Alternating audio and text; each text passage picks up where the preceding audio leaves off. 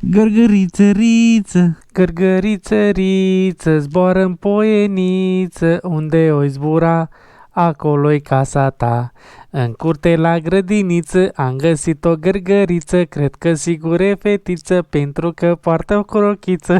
Gărgăriță, riță, zboară în poieniță. Aoleu, m-am tâmpit. Mă duc la bufet să iau o răcoritoare, o ceva de băut. Băi, iau-te o Dacia berlină. Hai, hai. Nu pot să cred, mă, băi, deci a rupt. Semnal, revenire pe bandă, băi, deci nu cred, m-a spart orice BMW, Touareg, Tesla, Mercedes. A dat bas la toți. Bravo, mă. Bravo, tată. Dacia berlină are semnal. Salutare cu examenul. Dacă e examen. N-am văzut.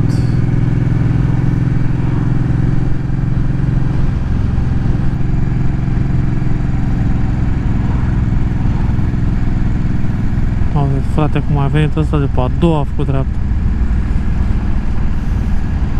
Acum nu, ca zic așa, nu era atent sau ceva de genul, intrai direct în el.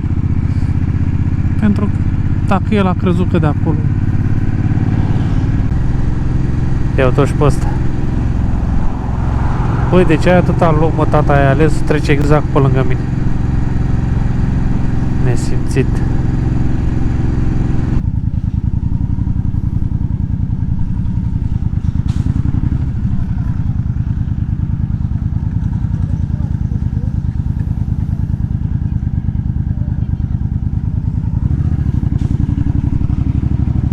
Iau-o și pe ăsta. Treci primii pe alea, țelele să tragi de volanul ăla. Serene să tragi de volan. Par zici că ai luat-o cu 200 la oră, frate.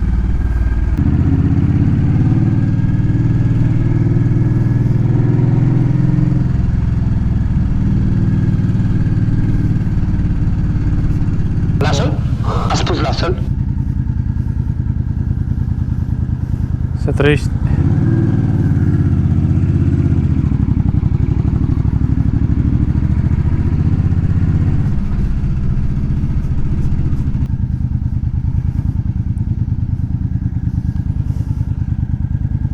Și pe ăsta unde s-a pus ea. Și faci atât dacă vine o mașină. Îl rogi frumos, stai să mut mașina.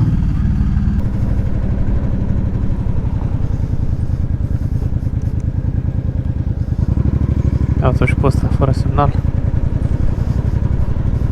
Bă, asta e chestia, că nici nu mai trebuie să... Unii zic, bă, voi ieșiți să vânați semnalizări și chestii. Păi nu, bă, tata, nu vezi că nimeni nu semnalizează? Ce trebuie să vânăm? Vânai pe vremea lui Ceaușescu, mă, iau-te-l iar. A zic, mă, bandă iar, fără semnal. N-are nicio treabă. Pe vremea lui Ceaușescu se vânau semnale, bă, dacă făceam atunci vlog, atunci ce zici? Dar acum e un trend.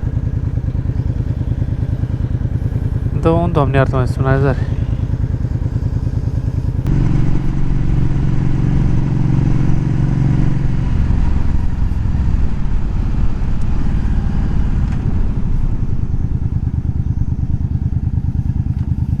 Semnalizarea ta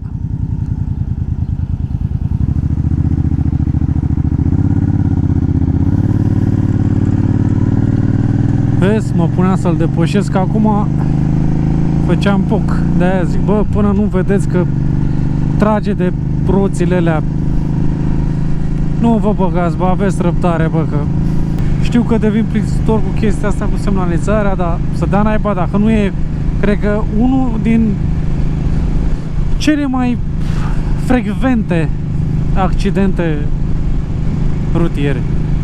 Vă elene, bă, vă elene, pur și simplu, nu știu. Bă, parcă zici că cine știe, bă, te-am pus acasă, a trebuit să, sau nu știu, a trebuit să cobori din mașină, să învârți becul, să meargă semnalizarea, după aceea stoi în mașină, faci respectiva manevră, stânga-dreapta, oprești mașina, cobori din mașină, desfiletezi becul, iar te... Adică atunci înțelegeam, hai bă, las-o, treacă atâta muncă pentru semnalizare, știi? Da, așa trebuie să faci, frate. Peng, gata.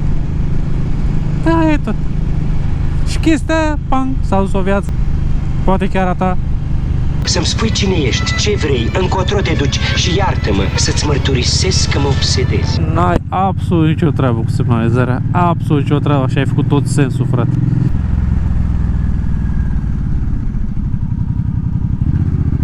Nicio treabă cu semnalizarea, frate, uite și frate.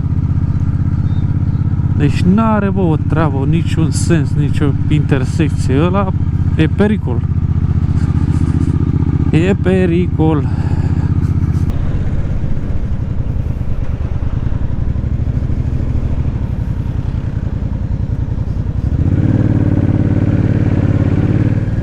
Tovarăș capitan, aveți un gând rău cu mine. Lui poate să spună orice că e capitan.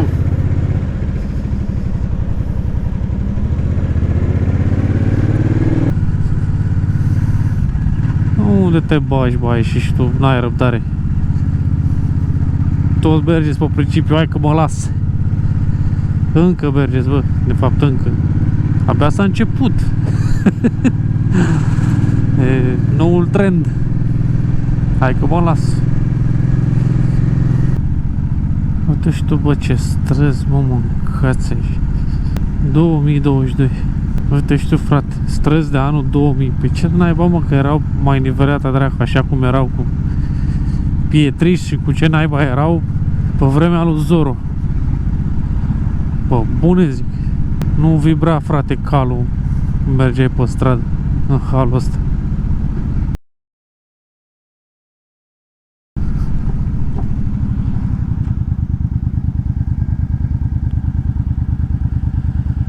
Noroc.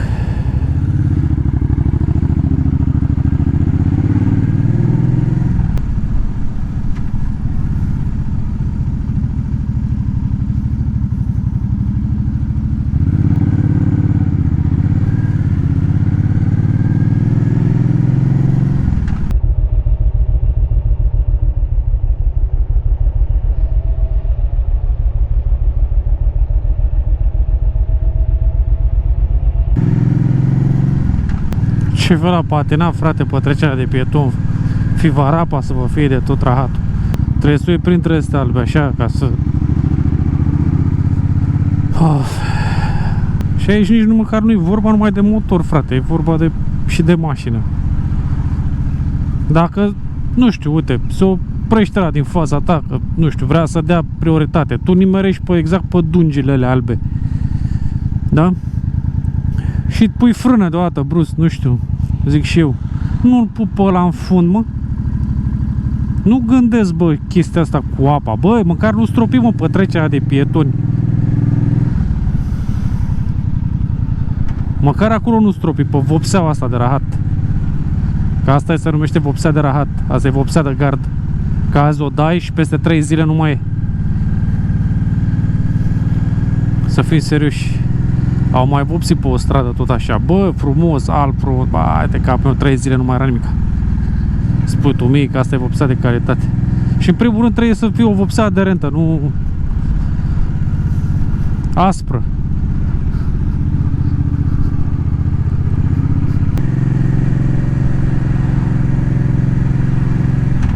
Ia uite. Interesantă. Cu reluare? Fără.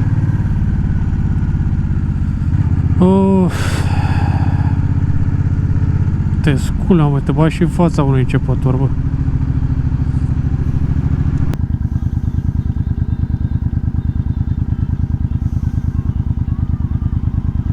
Ia uite-o și pe ăsta. Hai că mi-a dat bas, frate. Ne-a învățat minte pe toți.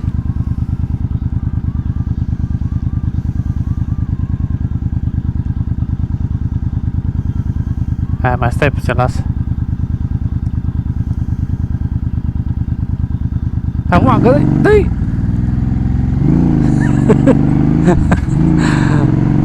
Ne-a arătat el cine e șeful.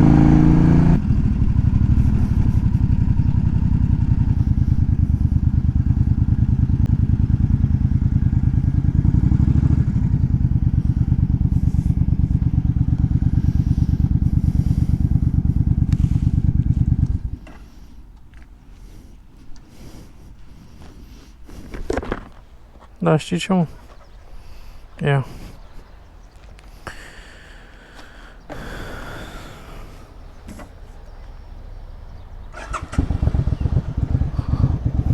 Dacă facem altfel să eliberăm un loc de parcare. Iar pentru că noi suntem mici,